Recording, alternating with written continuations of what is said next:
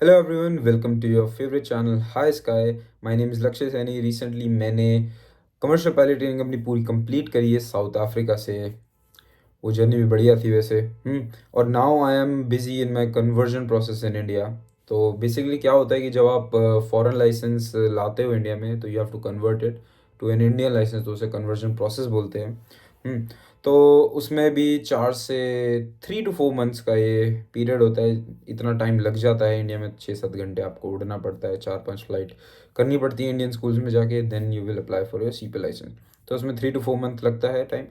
हम्म तो अभी वही चल रहा है मेरा। तो अभी मैं घर पे बैठा हुआ हूँ, लाइसेंस अप्लाई किए हुए हैं, तो उन्हें आने में टाइम लगता है थोड़ा सा। तो उसकी वेट चल रही है, उसके बाद हम आगे का प्रोसेस बताएंगे।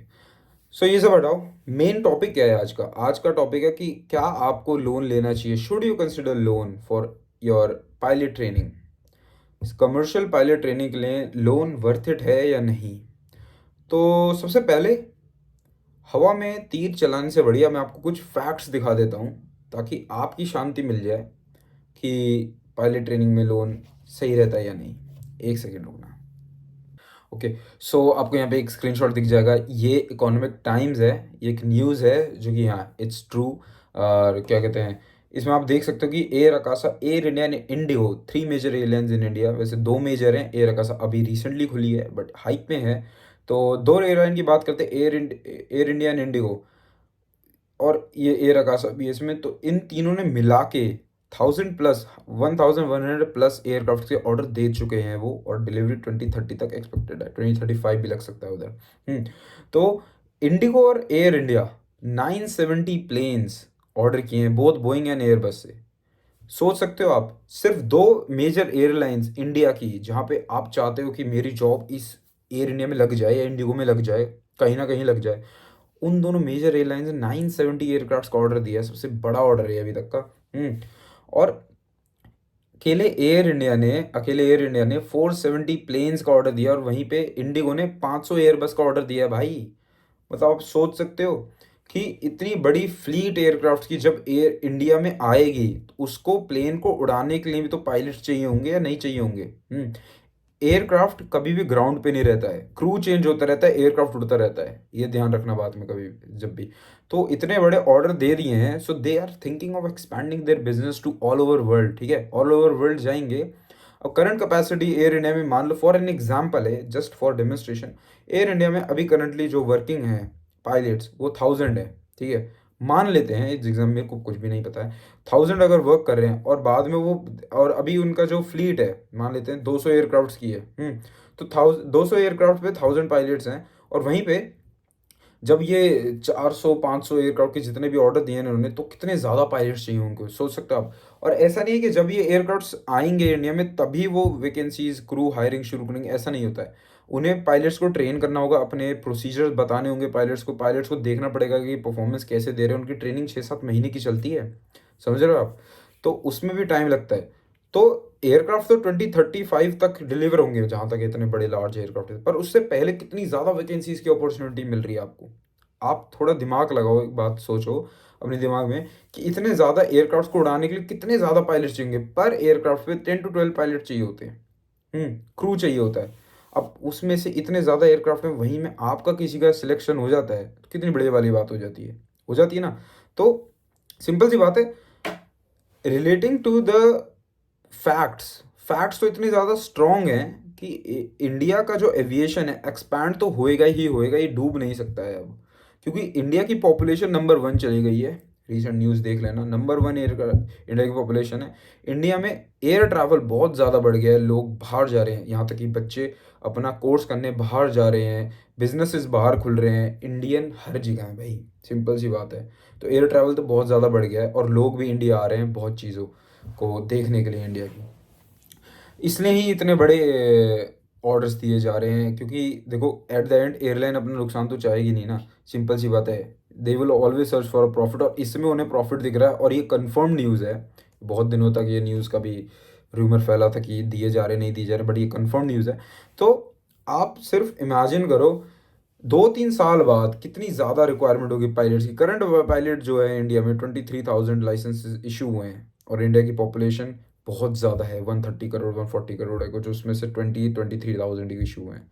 बहुत कम पायलट, बहुत ज़्यादा पॉपुलेशन, तो पायलट्स की रिक्वायरमेंट तो बढ़ी गई इवेंचुअली, डिमांड तो बहुत ज़्यादा होने वाली है पायलट्स की। तो अब क्वेश्चन आता है कि सीपीएल के लिए लोन लेना चाहिए या नहीं। तो देखो मैं आपको बात समझाता हूँ कि पायलट ट्रेनिंग ना आप सीपीएल सीपीएल मत देखा करो। दो चीज़ें हैं, एक सीपीएल है और एक है टाइप रेटिंग। टाइप रेटिंग में लोग भूल जाते हैं, टाइप रेटिंग भी होती है इधर, लोन सिर्फ सीपीएल के लिए ले लेते हैं तो वो दिक्कत दे देता है। टाइप रेटिंग आपकी मेन होती है, सीपीएल से ज़्यादा मेन टाइप रेटिंग है, क्योंकि आपको at the end airline pilot बनने के लिए जेट इंजन उड़ाना है, जो सीपीएल से तो होता नहीं है। देखो सीपीएल में आप दो इंजन उड़ाते हो, एक सिंगल इंजन एक मल्टी इंजन। मल्टी इंजन से आपको सीपीएल मिलता है, MEIR की रेटिंग मिलती है आपको, ठीक है। और जेट के लिए आपको टाइप रेटिंग करनी पड़ती है, सिमुलेटर करना पड़ता है, जो कि होता है on an average 15 to 20 lakh का होता है वो। और depending on your budget somewhere around depending time कितना लगता है उसमें, ऑन एन एवरेज 2 से 3 महीने लग जाते हैं टाइप रेटिंग के लिए। तो जो सीपीएल है ना, 40 to 50 लाख सीपीएल में लगते हैं, 20 लाख प्लस इसे कर दो, 60 to 70 लाख का पूरा है ये, समझ रहे हो आप। 60 to 70 लाख आप मान के चलो, इतना चाहिए आपको। देखो सीपीएल वैकेंसीज, अब लोग सोच रहे हैं कि सीपीएल वैकेंसीज सिर्फ सीपीएल वैकेंसीज आएंगी, उनके बेसिस पे हम जॉब ले लेंगे, that's a good idea. CPL vacancies की जॉब आ रही है, अभी इंडिगो ने फीमेल पायलट प्रोग्राम निकाला अपना सीपीएल वैकेंसीज वालों के लिए भी और A320 टाइप रेटेड वालों के लिए भी। तो उसके लिए जो सीपीएल, सिर्फ सीपीएल अभी क्या है, वो भी जॉब अप्लाई कर सकते हो, सीपीएल बेसिस पे आप जॉब ले सकते हो। बट एट द एंड में क्या होता है कि एयरलाइन आपसे कहती है कि हमें इतना अमाउंट ऑफ पैसा दे दो, ये ट्रेनिंग कॉस्ट है आपकी, हम आपको अपना हवाई जहाज उड़वाना सिखाएंगे, उसकी कॉस्ट लगती है इतनी, कॉस्ट है हमें दे दो। और उसमें भी वो मुंह बोली रकम मांग लेंगे और आपको देना पड़ेगा अगर जॉब लैंड करनी है तो। सिंपल सी बात है, वो 20 लाख 15 लाख 10 लाख 5 लाख कितने भी मांगेंगे, वो उनके ऊपर डिपेंड करता है। तो अगर आप टाइप रेटेड नहीं हो तो उसके लिए कह रहा हूँ, और टाइप रेटेड हो तो वही वो कम हो जाता है, जो मांग रहे हैं वो कम हो जाता है। देखो वही ना, सिंपल सी बात है, उन्हें आपको पहले टाइप रेटिंग सिखानी है, आप सीपीएल वैकेंसी वाले हो, फिर आपको लाइन ट्रेनिंग प्रोसीजर जो होते हैं, बेस चेक होता है आपको, जो बहुत चीज़ें होती हैं अभी तो वो चीज़ें करानी है। तो उनमें टाइम और पैसा तो लगता ही है ना, तो एयरलाइन तो चाहेगी नहीं कि उसका लॉस हो, तो वो आपसे मांगती है, समझ रहे हो। तो उसमें भी आपको कंसिडरेशन करनी चाहिए कि हाँ इसमें भी पैसा लगेगा मेरा, एयरलाइन भी पैसे मांगी तो इतना मुझको देना पड़ेगा। सिंपल सी बात है ये थोड़ी। हाँ ठीक है। तो on an average 70 to 75 lakh आप मानो लोन चाहिए तो आपको, ये नहीं कि सिर्फ सीपीएल बेसिस पे लोन ले। देखो सीपीएल तो 40-50 में हो जाता है, उसके बाद असली गेम शुरू होता है, एयरक्राफ्ट एयरलाइन में लैंड होने के लिए उसके बाद असली गेम शुरू है, समझ रहे हो। उसमें 20 लाख प्लस मान लो आप। तो मैं चाहता हूँ कि अगर लोन लेना है तो 70 लाख का मार्जिन बना के चलना आप, उसका मतलब जितना आपके पास है वो तो आपको एट द एंड लगाना है अपनी तरफ से। और फिर लोन किस बेसिस पे ले रहे हो आप, कोलैटरल के बेसिस पे ले रहे हो या किसी और चीज़ के बेसिस पे ले रहे हो, वो भी डिपेंड करती है। और जैसी लोन का जो पीरियड है वो कब से शुरू होने वाला है, वही है। और किस बैंक से ले रहे हो, बैंक ऑफ बड़ौदा और एसबीआई में शायद शायद पायलट प्रोग्राम भी होते हैं, तो वो आप बैंक चेक कर सकते हो। तो अपॉर्चुनिटीज़ तो इंडिया में बहुत आने वाली हैं, लोन कंसिडर कर रहे हो तो कर सकते हो। क्योंकि देखो पहले क्या था, 2020 से पहले लोग लोन भी ले लेते थे और कोई गारंटी नहीं थी कि जॉब मिल जाएगी या नहीं। बट अब तो इतनी एयरलाइन की फ्लीट देख के ना तो होता है कि हर किसी की लग ही जाएगी यार एट द एंड में, कि कहीं 1 साल में लगे, 2 साल में लगे, 3 साल में लगे, वैकेंसीज आती रहेंगी। भाई सिंपल डिपेंड, जॉब कैसे मिलेगी जब वैकेंसी होंगी, सिंपल वैकेंसी जब होगी जब एयरक्राफ्ट खाली पड़े होंगे। किसी भी एयरलाइन के वो चाहेगी क्यों एयरक्राफ्ट खाली पड़े रहें, सिंपल सी बात है ना। तो if you want to do loan based your pilot training तो you can do that, but ध्यान में रखना कि आपका टाइप रेटिंग भी होती है दूसरी चीज़, उसमें भी पैसे चाहिए होंगे, और एयरलाइन ट्रेनिंग कॉस्ट भी होती है, उसमें भी पैसे चाहिए होंगे, तो ये ध्यान में रखना। और आपने सोच लिया पायलट बनने की तो best of luck for you, ठीक है।